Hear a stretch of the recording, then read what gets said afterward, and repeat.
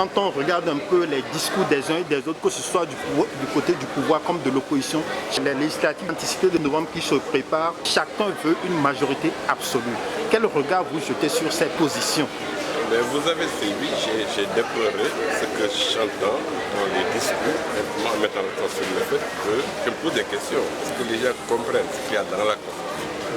Et j'ai démontré que c'est mon opinion personnelle qui a peut-être une faille dans la Constitution. La Constitution a été élaborée pour que le président soit toujours majorité au Parlement.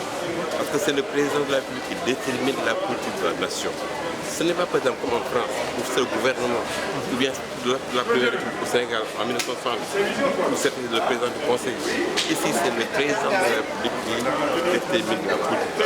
Ce qui veut dire que normalement, il doit avoir la majorité au Parlement. Donc quand j'entends des gens dire, j'ai essayé de le démontrer, quand j'entends des gens, la majorité dire nous voulons une majorité écrasante, je dis j'ai peur. Ça nous mène quelque part. Ça nous mène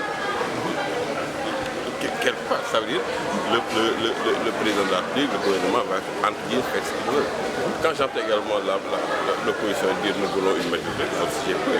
On me dit, est-ce que ces gens-là savent que c'est le président qui détermine la nation? Et nous ne sommes pas comme en France. En France, que ce soit le parti qui gagne, le parti qui gagne, ou bien l'opposition, ça ne change rien, parce que c'est le gouvernement qui détermine.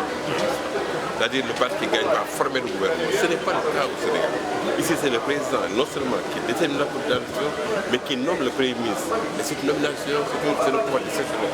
Donc, j'ai essayé de démontrer ça et de mettre ça simplement sur le fait qu'il faut quand même que les gens réfléchissent par rapport à la conscience que nous avons. Je me rappelle, quand nous étions au niveau de la CNRI, on avait bien perçu cette problématique-là.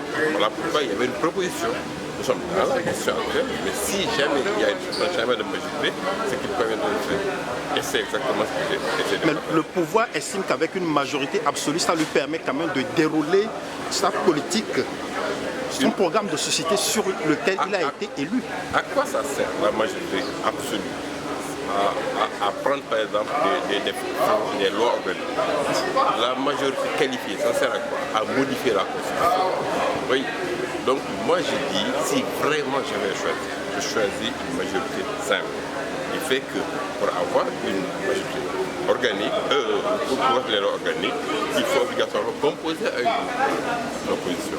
Pour avoir une majorité qualifiée, il faut composer avec une opposition. Donc ça crée les conditions du dialogue au sein de l'Assemblée. Et avoir une majorité écrasante, absolue, qualifiée, ça veut simplement dire qu'on n'avait pas besoin de discuter avec l'opposition, on va faire ce qu'on veut.